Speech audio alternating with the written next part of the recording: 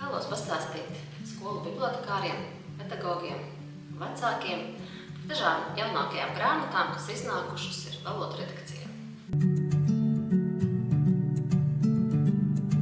Šajā burtnīcā apkopoti vārdi, kas nosauc dažādas mācību darbības un ikdienas darbības, tāpēc ļoti labi noderēs mācīties, lai mācītos ne tikai latviešu valodu, bet lai arī bērnam palīdzētu orientēties skolas dzīvē, iejusties ikdienā.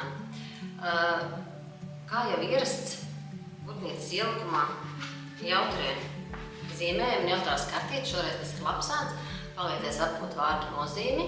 Savukārt tāds jaunums kā piktogrammas, kas ir šajā burtnīciņā, ļoti labi palīdz nostiprināt dažādas starpības vārdu formas, dažādas personu formas un laika formas, tagadnē, pagātnē, nākotnē. Pirmajā personā var stāstīt tātad šīs te piktogrammas ir tāds jaunums. Tad arī ir dažādas spēles, kā piemēram ir šī spēle ar lodziņu, kurā ieliek kartīti un bērns min. Šīs minēšanas spēles arī ļoti labi noder šim nolūkam, jo var abstrahēties bērni no lapsēna un no trešā darbības vārdu formas un izmantot to, lai mācītos jebkura darbības vārdu, jebkurā laika un personas formā. Tātad skolas vecuma bērniem šajā burtnīciņā kā parasti ir arī raksturdaļa. Savukārt pedagogiem un vecākiem ir ļoti izsmeļoši un detalizēti katras spēles un uzdevumu apraksts. Vēl viens jaunums ir angļu, latviešu, krievu mācību vārnīca, kas varētu noderēt valodu un atsevišķu tematu padziļinātāju apguvē. Tātad to var izmantot latviešu valodas un svešu valodu apguvē, labākai iedzienu izpratnē, jo apgūstot citus priekšmetus, ir ļoti svarīgi pārzināt terminoloģiju. Citādi nav iespējams lasīt tos tekstus un neveidos izpratni par tematu. Tātad šī vārnīca varētu nākt palīgā arī šādās situācijās. Tas pats attiec uz dažādu tekstu lasīšanu un pašiem veidošanu. Tad arī, ja kādā mācību priekšmetā jāraksta referāts vai jāveido prezentācija, ir ļoti svarīgi, lai šie termini būtu pie rokas un lai tie tiktu pareizi lietoti. Šī vārnīca tad arī palīdzēs. Gadās, ka bērni nezina kādu latviešu valodā terminu, bet zina angļu valodā, tad arī tie robi jāaizpild un tad arī var šeit pasmelties šīs zināšanas. Tāpat tā varētu noderēt arī mācību profesionālā un ikdienas saziņā, jo katrā tematā ir ne tikai vārdi, bet arī biežāk lietotie teicieni un frāzes. Un kopumā vārnīcā ir vairāk nekā 35,000 leksikas vienību, tātad ievērojams apjoms. Un gan skolās, gan mājas bibliotekā tā varētu atrast savu vietu un pielietojumu. Bērnu redesloka paplašināšanā lieliski noderēs 4 grāmatas, kas iznākušas sērijā Mazi cilvēki, lieli sapņi. Šī ir aizraujoša un iedvesmojoša stāsta par iemīļoto bērnu rakstnieci Astridu Lindgrēnu, pasaules modes simbolu Koko Šaneli, par Stīvu Džobsu un pasaules slaveno zinātnieku Albertu Einsteinu. Grāmatas atklāja, kā šie cilvēki dzīvojuši, kādi viņi bija bērnībā. Viņi bija ļoti atšķirīgi, bet kopīgais viņiem bija tas, ka viņi visi sapņoja lielus sapņus. Un grāmata ir uzrakstīta vienkāršā bērniem saprotamā valodā. Un vēl šīs sērijas specifika ir tāda, ka katru no šīm grāmatiņām ilustrējas cits mākslinieks, tādējādi piešķirot katrai grāmatai savu unikālo dizainu. Piemēram, parādīšu grāmatiņu par Astridu Lindgrēnu un nolasīšu pavisam īsu citātu. Tātad, šeit mākslinieks ilustrē šādu grāmatiņu. Kad Astridai bija 4 gadi, draudzene Edīte nolasīja viņai priekšā stāstu. Vienā acu mirklī istaba piepildījās ar milžiem, raganām un fejām. Tie parādījās pateicoties kādam priekšmetam, kuru meitene iepriekš nebija redzējusi. Tā bija grāmata. Un tālāk mēs jau zinām, ka Astridas Lindgrēnas dzīve tieši bija saistīta ar grāmatām.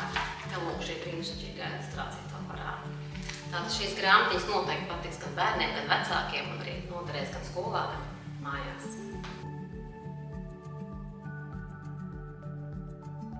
Ja runājam par grāmatām, kas varētu noderēt citu mācību jomu kontekstā, tad vēlos ieteikt grāmatu Viena diena dzīvē, Alu cilvēks, Karaliene un daudz citi, kas ļaus palūkoties uz vēsturi no mazliet cita skatu punkta. Izsinoši, aizraujoši, jautri un reizēm arī noslēpumaini stāsti vēsti par dažādiem cilvēkiem, bet arī dzīvniekiem un priekšmetiem no senākiem laikiem. Grāmatā varam uzzināt, kā pagāja viena diena seno cilvēku vai gladiatoru dzīvē, kā savas dienas vadīja mamutus, karas zilonis vai purpura gliemezis, un kāpēc mums vispār jāzina par tādu purpura gliemezi vēstures kontekstā. Ko mums var pastāstīt māju kakao pupiņa, samuraja zobens vai pirātu karogs.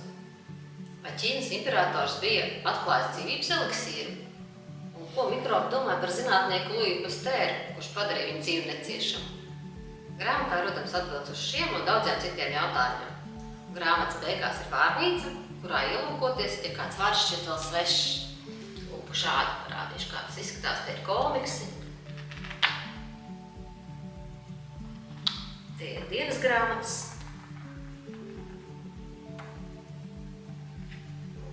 Ziņas, jaunākās ziņas, tātad aizraujošs materiāls, ko pētīt, lasīt. Domāju, neviens bērns būs priecīgs, ja skolas vai mājas bibliotekā būs grāmata Keja anatomija. Apakšvirsrakstu pilnīgs un pilnīgi traks ceļvedis pa cilvēka ķermeni. Kāpēc pilnīgi traks? Tāpēc, ka autors nevairās no tādiem tematiem, par kuriem, piemēram, pusdienu galda nebūtu vēlams runāt. Bet, kā jau autors arī ievadā grāmatas saka, ar savā ķermenī mēs dzīvojam visu mūžu, tāpēc varbūt ir vērts ieskatīties, kas tajā notiek. Un tā kā viņš ir arī mediķis un ārsts, tad tā informācija ir gan izsmeļoša un gan ticama, bet vienlaikus arī jautra, uzjautrinoša, priecīga, interesanta ar ilustrācijām.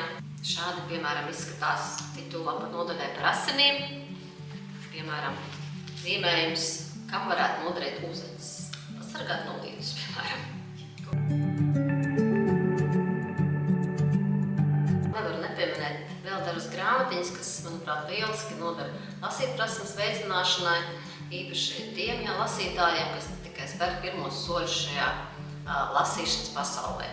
Tātad ir sērijā Es jau lasu iznākusi grāmatiņa Noburtie kartupeļi.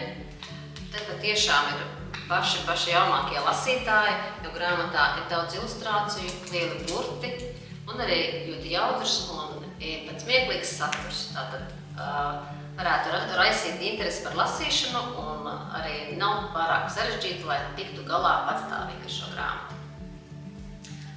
Nākamā šīs pašas autors grāmatiņa Monstru Hjūkas. Arī sērija Es lasu, un tajā ir arī gan lieli burti, lai varētu tikt patstāvīgi galā ar šo. Bet te ir tāda atsevišķa stāstiņa, jau mazliet garāka stāstiņa par monstriem. Grāmata ir ļoti jautra, bet arī labestīga, interesanta, aizraujoša. Tā ka noteikti iesakmēs vēlmi lasīt vēl un vēl. Un iznāks vēl viena grāmatiņa par mazo susuriņu. Tas daudziem lasītājiem jau ir pazīstams, un šoreiz mazais susuriņš dodas pētīt lielo mežu, dodas ceļojumā pa lielo mežu. Aizraujoši ceļojumi, piedzīvojumi, daudz jaunas informācijas un kopā ar savu draugu Pelīti viņi iepazīst plašo pasauli. Un kā saka susuriņš, tad svešais ir tikai tik ilgi svešs, kamēr mēs to vēl nepazīstam.